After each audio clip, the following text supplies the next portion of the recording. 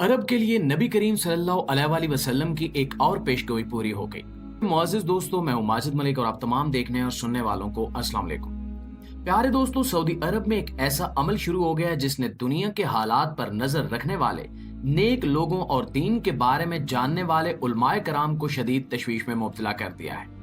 ये अमल इस बात की निशानदेही करता है कि दुनिया के खात्मे का वक्त निहायत करीब है और नबी करीम सल्लल्लाहु अलैहि वसल्लम की इरशाद करदा पेशगोइयां एक एक करके पूरी हो रही हैं। सऊदी अरब में वो अमल वापस आ गया है जिसको मिटाने के लिए इस्लाम इस दुनिया में आया था। जिस अमल को मिटाने के लिए नबी करीम सल्लल्लाहु अलैहि वसल्लम ने अपनी जिंदगी के 23 साल इस काम के लिए वक्फ किए, वही काम अब जजीरा नुमा अरब में धड़ल्ले से शुरू हो चुका है और इसे हुकूमती सरपरस्ती भी हासिल है। ऐसे काम को हुकूमती सरपरस्ती हासिल होना जो खुद नबी करीम सल्लल्लाहु अलैहि वसल्लम का मिशन हो, निहायत हैरत अंगेज है। इससे ये जाहिर होता है कि सऊदी अरब की हुकूमत पर तागूती ताकतें अपनी गिरफ्त किस हद तक मजबूत कर चुकी हैं और अब सऊदी अरब के हुक्मरान इनके इशारों पर चलने के लिए मजबूर हैं या फिर खुद ही इनके इशारों पर चलना पसंद करते हैं। दुनिया के माल की हवस जिसके बारे में नबी करीम सल्लल्लाहु अलैहि वसल्लम ने हमें खबरदार किया था, वो अब पूरी तरह से मुस्लिम दुनिया के तमाम हुक्मरानों के दिलों पर छा चुकी है। हुक्मरानों ही क्या बल्कि आम अवाम भी इस वहन यानी दुनिया की मोहब्बत और मौत के खौफ से आरी हो चुके हैं। सऊदी अरब में शुरू होने वाला ये अमल कौन सा है और इसका दुनिया के खात्मे से क्या ताल्लुक है, यही हमारी आज की इस वीडियो का मौजू है। प्यारे साथियों, अब तक शायद आप हमारे इशारे से समझ चुके होंगे कि सऊदी अरब में बुत प्रस्ती का अमल दोबारा से शुरू हो चुका है और ये बुत वही बुत हैं जिनके खात्मे के लिए नबी करीम सल्लल्लाहु अलैहि वसल्लम ने अपना वतन छोड़ा, हिजरत की तकलीफें उठाई, पत्थर खाए, अपने जिस्म को लहू लुहान करवाया और अल्लाह की मदद से अपने मिशन को पाया तकमील तक भी पहुंचाया। यही अमल अब एक बार फिर 1500 साल के बाद सऊदी अरब में दोबारा से शुरू हो चुका है। आगे बढ़ने से पहले आपको एक मारूफ सऊदी स्कॉलर शेख उस्मान का ये वीडियो क्लिप सुनवाते हैं। आप सुनिए और देखिए कि ये क्या कह रहे हैं। Rasulullah said the day of judgment will not come until people go back to worshiping Lat and Uzza. I said this sign I could not imagine and it's come true. प्यारे दोस्तों, आपने सुना और देखा कि शेख उस्मान जिस बारे में बात कर रहे हैं वो इस वक्त अरब मीडिया पर एक ट्रेंडिंग न्यूज है। नबी करीम सल्लल्लाहु अलैहि वसल्लम के दौर में ये तीन बुत लात, मुनात और उज़्ज़ा सबसे बड़े बुत थे जिनकी मुशरिकीन मक्का समेत पूरा अरब पूजा किया करता था। इन बुतों को इस कदर इज्जत और तकरीम दी जाती थी कि मुशरिकीन मक्का नौजुबिल्ला इन तीन बुतों को खुदा की बेटियां कहा करते थे। ये तीनों बुत औरतों के बुत हैं और इन्हें देवियां समझा जाता था और मुशरिकीन इनके हजूर अपनी हाजात पेश किया करते थे। नबी करीम सल्लल्लाहु अलैहि वसल्लम ने मक्का और पूरे अरब समेत दुनिया भर से इसी बुत प्रस्ती के खात्मे का आगाज इस्लाम की दावत से किया था और इस मिशन में कामयाबी नबी करीम सल्लल्लाहु अलैहि वसल्लम को 23 साल बाद मुयस्सर आई थी जब मुसलमानों ने मक्का फतह किया और नबी करीम सल्लल्लाहु अलैहि वसल्लम ने सहने हरम में मौजूद 360 से जायद बुतों को एक एक करके नीचे गिरा दिया और इन्हें तोड़कर खत्म कर दिया। आज इस वाक़े को 1400 साल से जायद का अरसा गुजर चुका है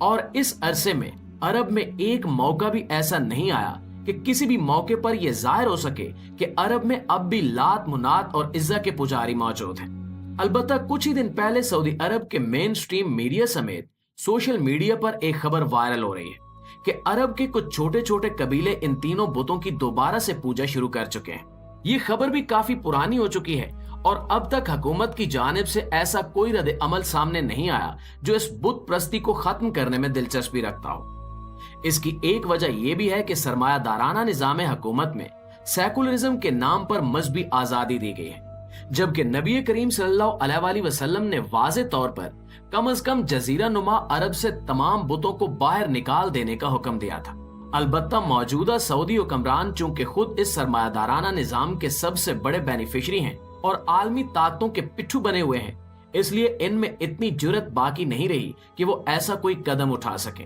और नबी करीम सल्लल्लाहु अलैहि वसल्लम के इस हुक्म को पूरा करते हुए एक बार फिर जजीरा नुमा अरब से इन बुतों को बाहर निकाल दें।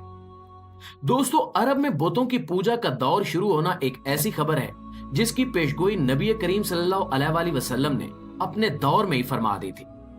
नबी करीम सल्लल्लाहु अलैहि वसल्लम से मरवी है کہ آپ صلی اللہ علیہ وآلہ وسلم نے ارشاد فرمایا کہ قیامت اس وقت تک قائم نہیں ہوگی جب تک عرب میں دوبارہ لات و منات کی پوجا نہ شروع ہو جائے اور یہاں پہ بت پرستی ایک بار پھر عروج حاصل نہ کر لے۔ اسی طرح نبی کریم صلی اللہ علیہ وآلہ وسلم سے ایک اور پیش گوئی مروی ہے کہ آپ صلی اللہ علیہ وآلہ وسلم نے فرمایا کہ اسلام اپنے آخری زمانے میں اسی طرح اجنبی ہو جائے گا جس طرح آج کل یعنی مشرکین کے دور میں اجنبی ہے، اور جیسے آج اسلام قبول کرنے والوں کا بائیکاٹ کیا جاتا ہے اسی طرح آخری دور میں اسلام قبول کرنے والے اور اسلام پر عمل کرنے والے لوگوں کا بائیکاٹ کیا جائے گا اور انہیں اجنبی سمجھا جائے گا۔ نبی کریم صلی اللہ علیہ وآلہ وسلم کے ان دونوں فرمان سے صاف صاف ظاہر ہوتا ہے کہ دنیا کے آخری دور کا آغاز ہو چکا ہے، اور اس کے آغاز میں ہی عرب میں دوبارہ سے بت پرستی شروع ہو گئی ہے۔ جیسا کہ شیخ عثمان نے اپنے ویڈیو کلپ میں واضح طور پر کہا کہ میں یہودیوں کے سرخ بشروں سے بالکل خوف زدہ نہیں ہوں اور نہ ہی انہیں کسی بھی قسم کی اہمیت کا حامل سمجھتا ہوں، کیونکہ یہودی محض اپنی کتاب کے مطابق عمل کر رہے ہیں جو اب منسوخ ہو چکی ہے اور اس کی جگہ قرآن پاک آ گیا ہے، جبکہ نبی کریم صلی اللہ علیہ وآلہ وسلم کی احادیث اور خود قرآن کریم کے مطابق آخری دور کی نشانیاں الگ ہیں اور یہ نشانیاں ایک ایک کر کے پوری ہو رہی ہیں، اس لیے میں ان نشانیوں کو زیادہ اہمیت دیتا ہوں۔ ناظرین گرامی، سوچنے کی بات یہ ہے کہ آخر سعودی عرب کی حکومت جو کئی اشروں سے اسلام پسندانہ نظام حکومت کے باعث پوری دنیا میں پسند کی جاتی تھی اور یہاں کے اسلامی قوانین کے نفاذ کا مطالبہ دیگر مسلمان ملکوں کے عوام بھی کیا کرتے تھے،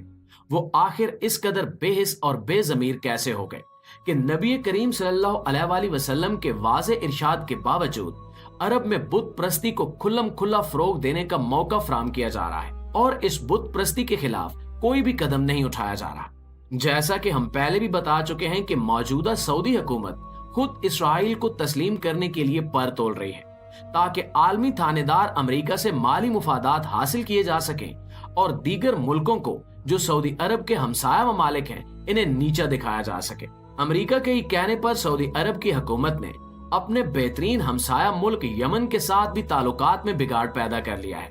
اور اس کے ساتھ ساتھ دیگر ممالک جیسا کہ شام، عراق اور ایران وغیرہ کے ساتھ بھی سعودی عرب کے تعلقات بے حد خراب ہو چکے ہیں۔ ایک طرح سے سعودی عرب کو مالی مفادات کے پیچھے لگا کر خطے میں تنہا کیا جا رہا ہے تاکہ جب ضرورت پڑے تو مسلمانوں کے یہ مقدس ترین مقام بڑی آسانی سے غیر مسلموں کے قبضے میں آ جائے۔